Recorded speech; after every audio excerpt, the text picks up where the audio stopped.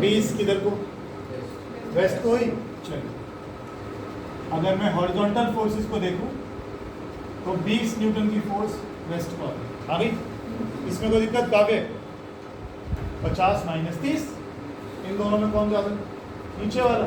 तो रिजल्टेंट किधर को आएगा? आगे यहाँ तक। क्या ये दोनों फोर्सेस एक दूसरे के परपेंडिकुलर नहीं है? है। अगर ये दोनों फोर्सेस एक दूसरे के परपेंडिकुलर हैं तो रिजल्टेंट कहाँ को निकलेगा? पैरेललोग्राम का डायगोनल निकलेगा। तो कैसे निकालते हैं? a square plus b square का, तो ये आ गया 22। लेकिन सवाल ये है कि किधर डायरेक्शन तो दोगे, आएगा तो साउथ वेस्ट ही, लेकिन एग्जैक्टली कैसे पता लगा? मुझे ये एंगल निकालना है। tan beta perpendicular upon base, ये कितना है? ये कितना है? 20। ये कितना है?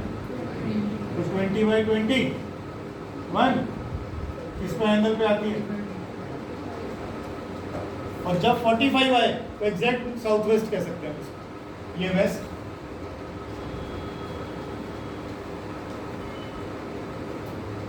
अच्छे से देखो, कोई जल्दी नहीं। थोड़े दिन बाद ओरल करने लगोगे इसको। 40 और 20 का रिजल्टेंट 20 नीचे, 50 और 30 का रिजल्टेंट 20 इधर, ये भी 20 और ये भी 20, तो रिजल्टेंट कितना आएगा? a स्क्वायर पर b square.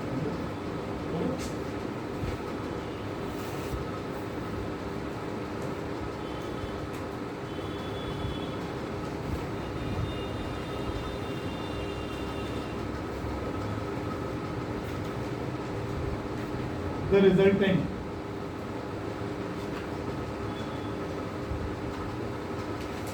of two equal forces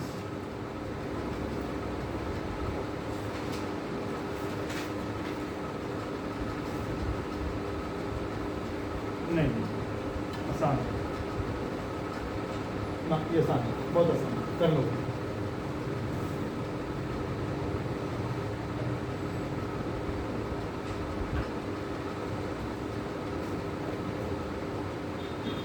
When the angle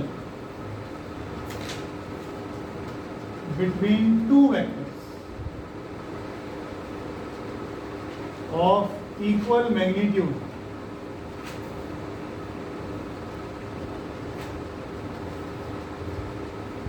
is 2π/3,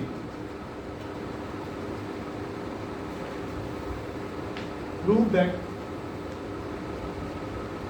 the magnitude of the resultant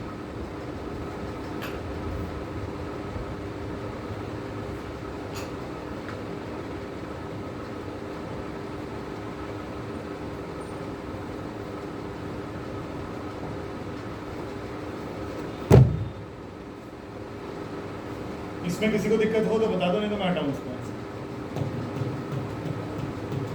आगे।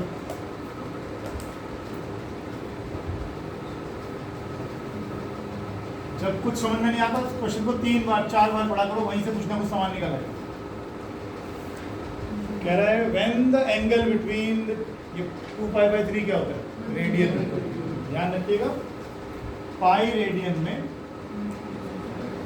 180 डिग्री होती है। तो ये 2π/3 का मतलब क्या हुआ?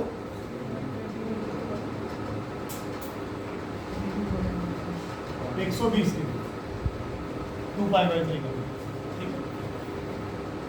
When the angle between two vectors, when the angle between two vectors of equal magnitude, इसका मतलब एक वेक्टर A, एक वेक्टर B, लेकिन इनका मैग्नीट्यूड बराबर, इनका मैग्नीट्यूड कहता है अगर दोनों वेक्टर्स के बीच में का जो एंगल है वो है 2π/3, प्रूव करो कि उसके जो रिजल्टेंट का मैग्नीट्यूड आएगा वो भी या तो A होगा या B के बराबर। क्वेश्चन तो 3 बार।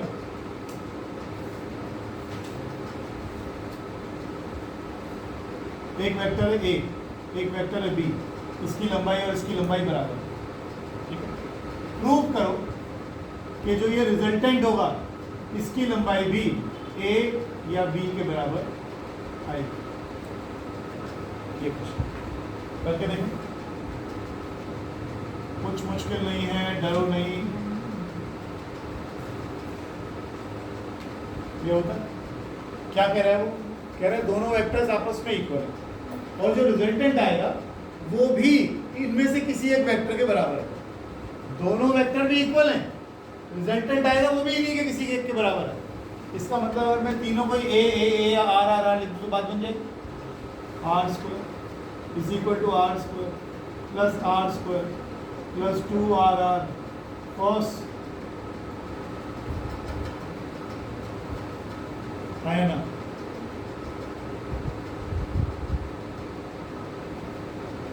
अब इसको मत उठाओ, RHS को उठाओ, 2R स्क्वायर। अब मुझे ये वैल्यू नहीं मालूम, cos 2π/3 क्या होती है?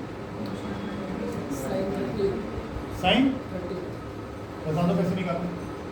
cos 90 plus 30 समझा दो, ऐसे मेरे को समझ नहीं आया। cos 90 plus 30 और cos 90 plus theta sin theta होता है और सेकंड क्वाड्रेंट हो गया पॉजिटिव आएगा। sin 30 कितना होता है? 1/2। ठीक, ये कितना आ गया? कहाँ है आर स्क्वायर? माइनस क्यों आएगा?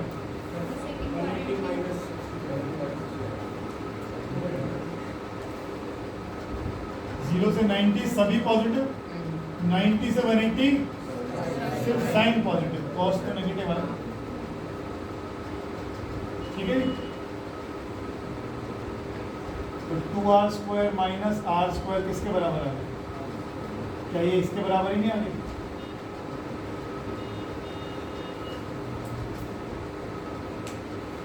सिक्स स्ट्रेट, कभी मजा आएगा पढ़ने में।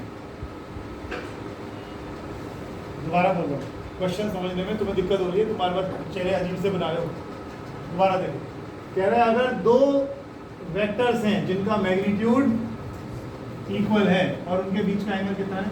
ये, तो प्रूव करो कि इनका जो रिजल्टेंट आएगा उसका मैग्नीट्यूड भी इन दोनों के ही बराबर होगा। इन दोनों के ही बराबर होगा। मुझे शुरू में ही इनको ए ही रख लेना चाहिए, ये भी ए लेंथ का, ये भी ए लेंथ का। बताओ सही है?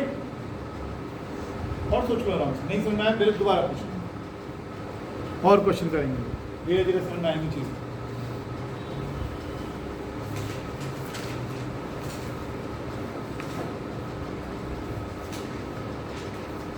The angle between, find the angle between,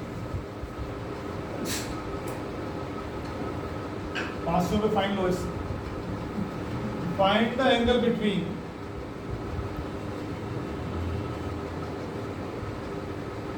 two vectors P and Q.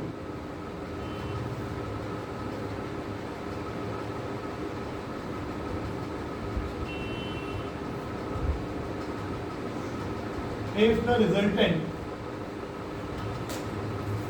of the two vectors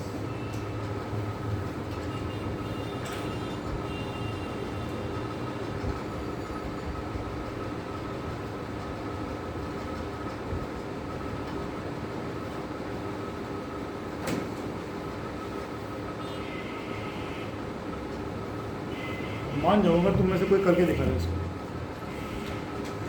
जोर लगा लो, मैं बस की नहीं है करने, चैलेंज दे रहा हूँ।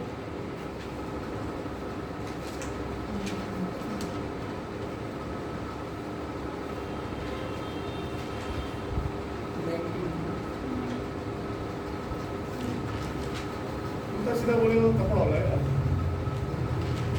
कैसे?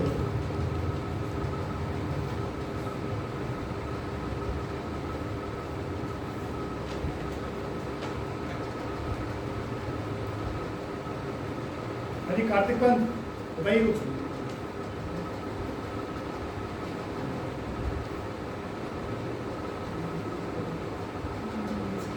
क्या होना चाहिए?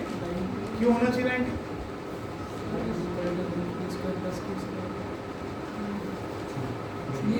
तो ये इसमें कुछ करना ही। अरे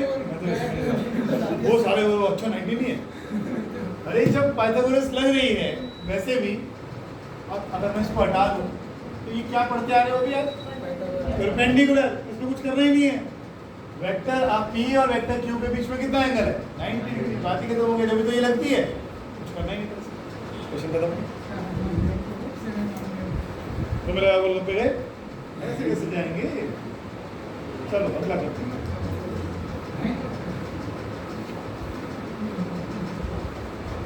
चलो कुछ नया बोलो, है ना।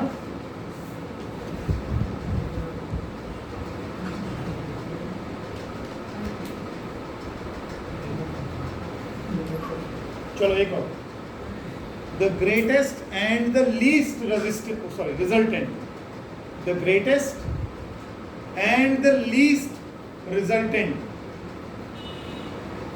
of two forces acting at a point are 29 Newton and 5 Newton respectively. ठीक है, if each force is increased by 3n, if each force is increased by 3n, find the resultant of two new forces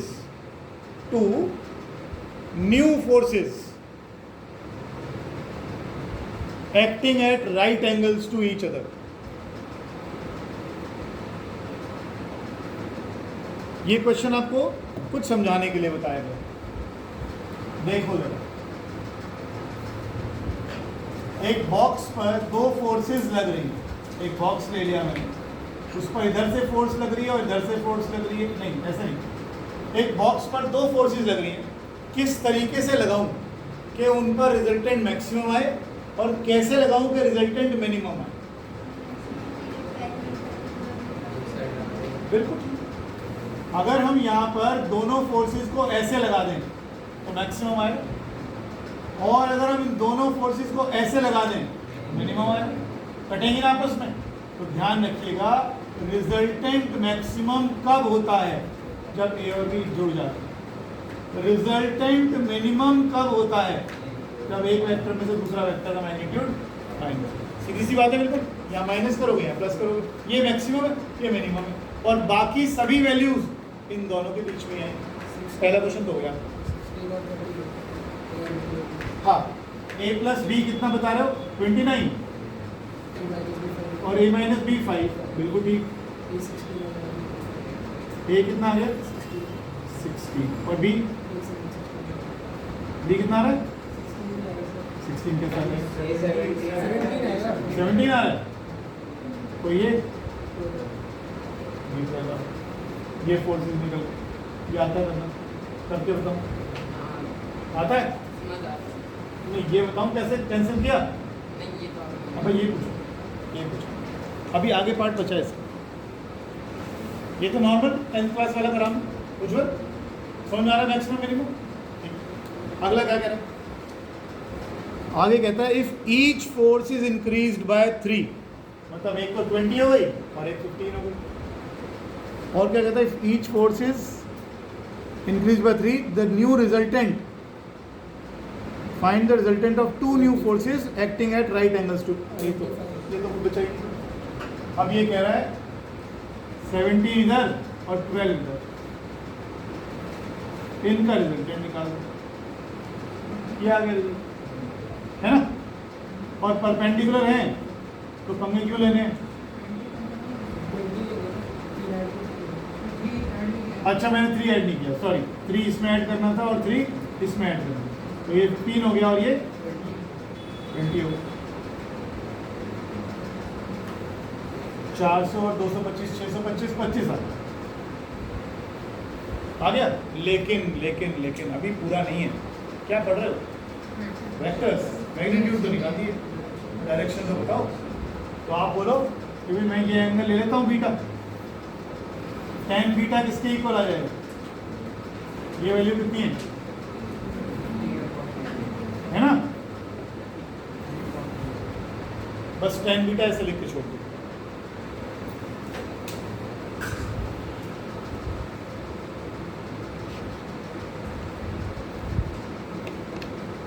last question इस तरह का, उसके बाद फिर आगे चलेंगे, आज प्रोडक्ट पढ़ेंगे। The sum of the magnitudes, बात को कॉपी कर लेना प्लीज, क्वेश्चन लिख लो एक बार क्वेश्चन लिखो।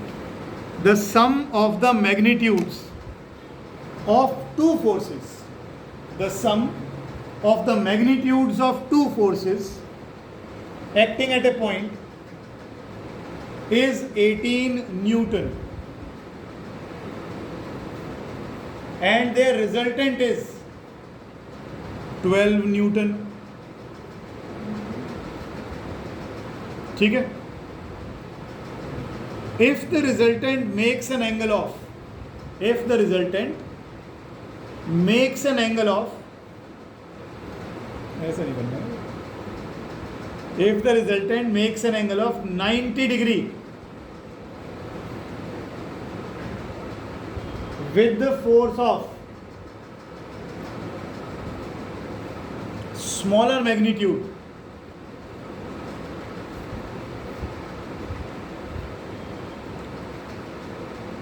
what are the magnitudes of two forces?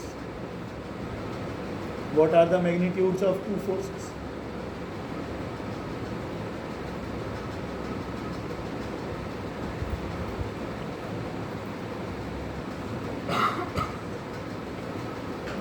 Question को 2 बार 3 बार करें सर, कई बार पढ़ो, समझ में आएगी बात।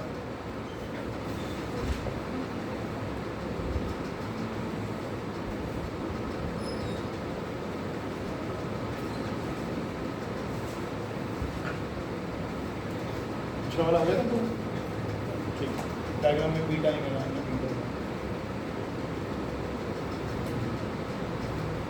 क्वेश्चन को हम कई बार पढ़ते हैं। कहता है sum of magnitudes of two forces acting at a point is 18 newton. यानी अगर एक फोर्स पी एक्स क्यू है 18, ऐसी बोला ना पहले जाने। फिर वो कह रहा है and the magnitude of their resultant, इनका जो रिजल्टेंट आएगा उसका कितना वैल्यू आ रहा है 12 न्यूटन।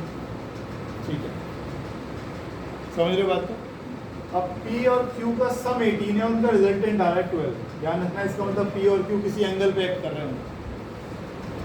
अब ये कह रहा है resultant makes an angle 90 degree, figure बना सकते हो, शायद समझ में आ जाए कुछ।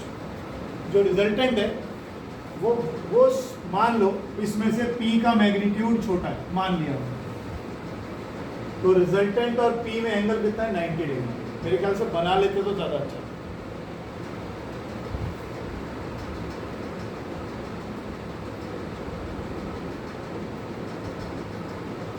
कितना एंगल 90 डिग्री।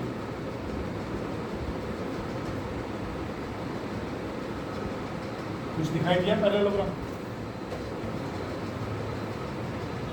ये Q, ये P और रिजल्टेंट और स्मॉलर मैग्नीट्यूड में कितना एंगल है 90। क्वेश्चन को कई बार पढ़ लो, समझना है। देखो इस रिजल्टेंट की लंबाई भी दी हुई है 12, P और Q का सम भी दिया हुआ है 18। आंसर निकालो।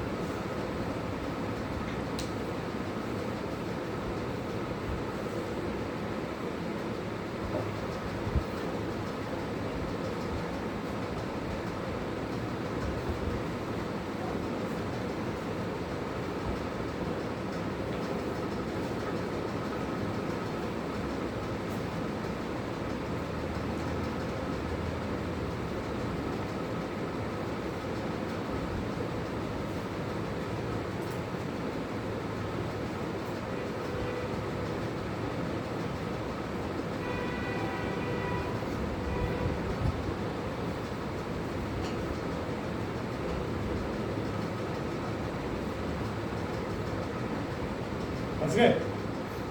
किस में दिक्कत आ रही है? cos थीटा नहीं मिल रहा क्या? किस में दिक्कत आ रही है? क्या आसान से सवाल करे, मैंने तो कुछ शुरू नहीं करा, ऐसे लुटा रखी है अभी तो मैंने। है बीटा 90 है। इसलिए बीटा 90 बीटा थीटा नहीं बीटा। देखो जरा एक बार दोबारा से, ये तो चलो इस तरह का बन गया। नॉर्मली जब आप पैरेललोग्राम बनाते हो तो यही तो लेते हो रिजल्टेंट। रिजल्टेंट इसके साथ कितना एंगल बना रहा है बीटा, और ये कितना हो गया थीटा, तो आप tan बीटा निकाल लेते हो। रिजल्टेंट में और एक वेक्टर के बीच में तो एंगल है, यहाँ वो एंगल कितना है 90 प्लस थीटा। नहीं बेटा नहीं। अगर P और Q के बीच की बात करूं तो 90 प्लस थीटा, ये मान ले पूरा थीटा, ये मान ले, ये थीटा मान लिया मैंने, ठीक है। तो P और Q के बीच में एंगल थीटा, मैं उसकी बात नहीं कर रहा, मैं उसकी बात नहीं कर रहा, मैं तो ये कह रहा हूँ कि ये एंगल कौन सा है, ये वाला, सिर्फ ये वाला बीटा। अगर मैं tan बीटा की बात करूं, किसके साथ एंगल लिया है P के साथ, तो P यहाँ पर एक बार आएगा, और यहाँ क्या लिखूं बोलो,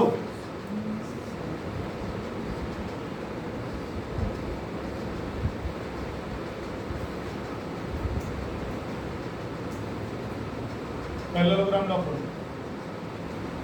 नहीं चलेंगे आगे, नहीं चलेंगे जब तक समझ में नहीं आएगा। पैरेललोग्राम खोलो, आपने वेक्टर A और वेक्टर B के बीच में कितना एंगल लिया था थीटा। इस रिजल्टेंट और B के बीच में कितना एंगल लिया था बीटा। फिर अभी उसने पूछा था मेरे से मैंने कि ये सर बीटा कैसे आया, तो मैंने बोला परपेंडिकुलर अपॉन बेस करके आया। मैंने आपको कल से एक ही चीज़ रटवाया जा रहा हूँ, बार बार समझाने के बाद रटवा रहा हूँ। अगर मुझे tan बीटा निकालना है तो मुझे ध्यान रखना चाहिए कि रिजल्टेंट में और B में कितना एंगल, मैंने किसके साथ एंगल लिया है B के साथ, तो फॉर्मूले में B केवल एक बार आएगा। अगर मैंने ये एंगल यहाँ ना लेकर यहाँ लिया होता तो एंगल किसके साथ लिया A के साथ, तो A केवल यहाँ आएगा। बाकी चीज़ों में क्या आएगा B साइन थीटा और B कॉस थीटा, और इसमें थीटा क्या है A और B के बीच का एंगल। ये हम कई बार कर चुके, वही चीज़ अब देखो यहाँ, वही चीज़ अब देखो यहाँ देखो, इन दोनों के बीच में R और P के बीच में, ये रिजल्टेंट है ना, रिजल्टेंट और वेक्टर के बीच में एंगल कौन सा लेते हैं बीटा। tan बीटा किसके इक्वल हो जाएगा B sin theta upon A plus B cos theta, और बीटा कितना है इस बार हो गया A plus B is sorry A plus B cos theta is B sin theta upon tan 90। tan 90 क्या होता है infinity, anything divide by infinity is 0। Sir एक बार एंगल एक मान एंगल एक कौन सा एंगल, अरे यार मैंने ये लिख दिया, मैंने वो पिछला वाले में डाला था ना, देखिए दोबारा। tan बीटा किसके साथ एंगल लिया है, तो P को केवल एक बार देखो यहाँ, बाकी क्या बचा Q sine theta Q cos theta, ये कितना हो गया 90, तो P plus Q cos theta Q sine theta upon tan 90 जो कि इन्फिनिटी होता है, जो कि कितना आ गया, यानी हमने P plus Q cos theta की वैल्यू निकाल ली।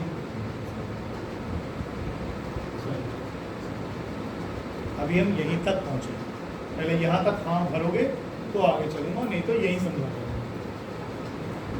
आराम से देखो।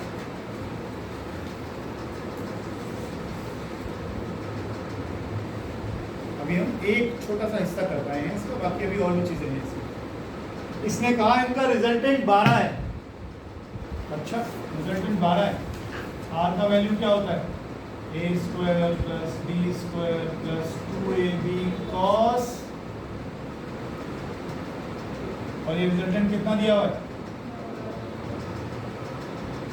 दिया हुआ है, आगे बताओ कैसे चलो। 12 का स्क्वायर हो गया 144, P square plus Q square plus 2PQ cos, कितना वैल्यू आ गया, एक इक्वेशन ये बनी हुई है, एक इक्वेशन ये बनी हुई है। अब बचा आपका 10वीं का मैथ्स, कैसे सॉल्व करोगे आप, मुझे कोई जल्दी नहीं है, मैं कह रहा हूँ अगला आधा घंटा भी मैं इसी क्वेश्चन पे निकाल सकता हूँ, समझ में ना आए तो झूठा हाँ करके घर मत जाना। क्या ये बात समझ में आ गई? ये क्या करा था? रिजल्टेंट के और वेक्टर के बीच में एंगल निकाला। एंगल क्योंकि पी के साथ लिया तो पी हमने एक ही बार लिखा, बाकी दूसरा वेक्टर इनटू साइन थीटा और क्यू कॉस थीटा। थीटा क्या है? थीटा ये पूरा थीटा, एंगल बिटवीन पी और क्यू। थीटा क्या है?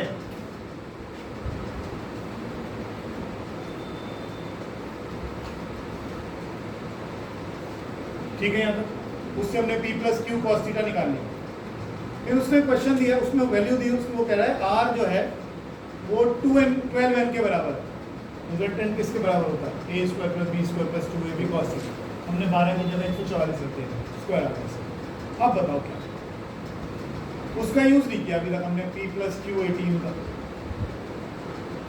कुछ यूज हो सकता है उसका? है कहाँ है? यहाँ कहीं पी और क्यू दिख रही है? कॉस थीटा सब जगह रखता होगा, तरीका बताओ।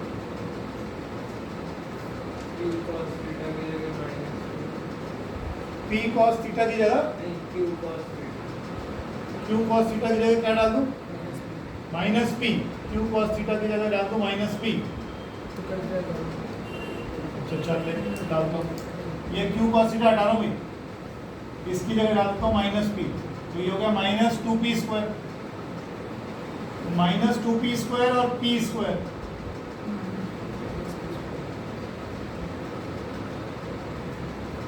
सही है? माइनस पी स्क्वायर मैंने पीछे रख दिया, क्यू स्क्वायर कर लेते हैं। यहाँ तक आ रहा है समझ में? अब तो मेरे ख्याल से काम बन गया। Q square minus P square की वैल्यू है 144। क्या हम इसको क्यू माइनस पी और क्यू प्लस पी लिख सकते हैं? क्यू प्लस पी की वैल्यू कितनी है? तो क्यू माइनस पी इंटू 18 कितनी वैल्यू आ गई? 18 के टेबल में कितने पे आता है? शायद 18 8 का। तो क्यू माइनस पी कितना आ गया? 8। अब आप देखो simultaneous equations. Q minus P आ रहा है 8 और क्यू प्लस पी आ रहा है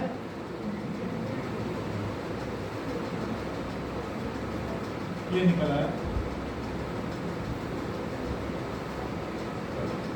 भाई कुछ पसीने से नहीं, अभी तो मैंने क्वेश्चन का लेवल बढ़ाया है, आसान आसान से ही करो करो ना, खूब बाद में काटते हो, पैर के भी ऐसे काटते हो। अच्छा नहीं, छोटे बच्चे को तो केवल पैर काम उठा मुँह में दे लिया। फ्लेक्सिबिलिटी अच्छी है,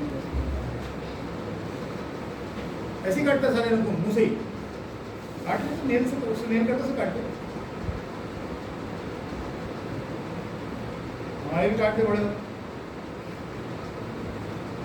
अरे किसी के बढ़ रहे हैं? ले लो, मशीन चल रही है। पैर के बटन, पैर के इधर तो पैर भी खतरनाक बीटा डील में हो रहा है। नेल्स मत काटो।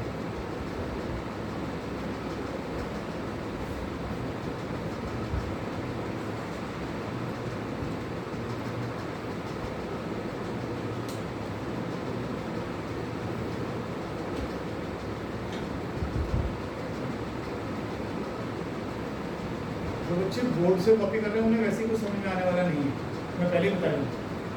तरीका ये होता है, आप 11th क्लास में आ गए, आप सारी चीज़ समझ लें और फिर कोशिश करें करने की। थोड़ा बहुत ना आए तो बोर्ड पे देख लिया, फिर लग गए अपने आप करने। लेकिन अगर आप पूरा बोर्ड से कॉपी करोगे तो बुक में सोल्यूशन दिए हुए कर लो, वहाँ से समझो समझो समझो और फिर आगे चलो। बोर्ड से देखने का कोई फायदा नहीं होने वाला।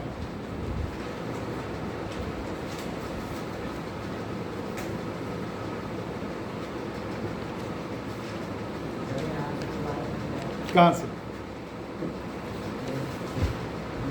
यहाँ से, यहाँ से सीधा बोलना शुरू से। तो पहला स्टेप तो है वहाँ से बोल रहे हैं।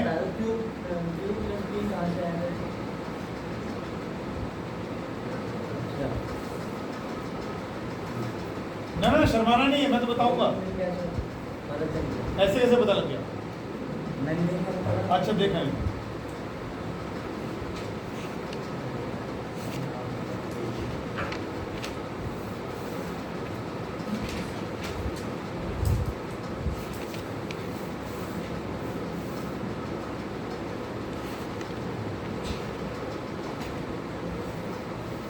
चले आगे, चलो हेडिंग डालिएगा resolution of A vector, resolution of A vector.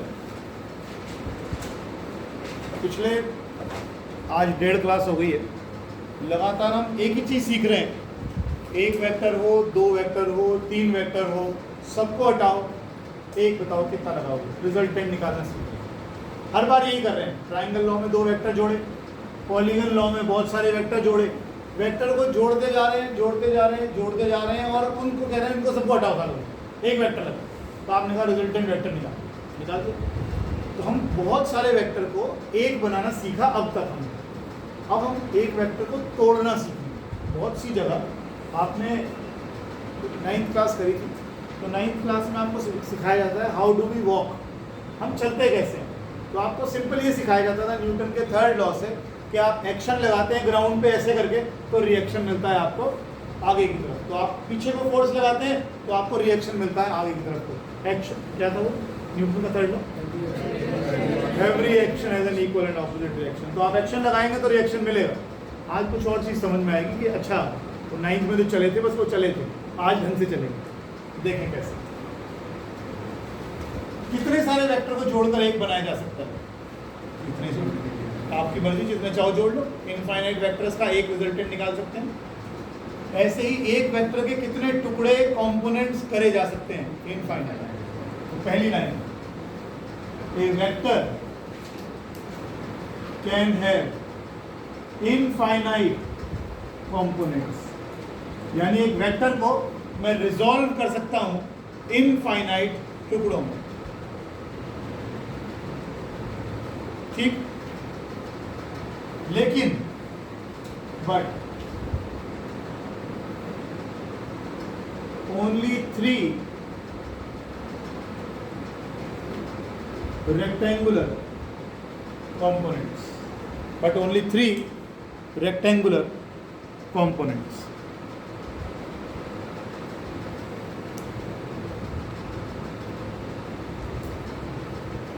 ठीक है, रेक्टेंगुलर कंपोनेंट्स कौन से होते हैं? अगर मैं इस वेक्टर के 3 परपेंडिकुलर कंपोनेंट्स तोड़ूं तो वो 3 किस तरफ आएंगे, एक्स एक्सिस की तरफ, वाई एक्सिस की तरफ और जेड एक्सिस। इन कंपोनेंट्स को हम बोलते हैं रेक्टेंगुलर कंपोनेंट्स, और हम ज़्यादातर क्या सभी केसेस में हम रेक्टेंगुलर कंपोनेंट्स ही तोड़ते हैं।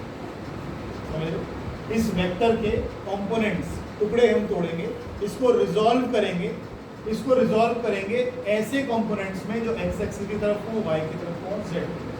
ठीक है, मान लो मैंने इस वेक्टर का एक कंपोनेंट इधर ले लिया और एक कंपोनेंट इधर, ठीक है। इस कंपोनेंट के साथ एंगल ले लिया मैंने थीटा, और एक वेक्टर का कंपोनेंट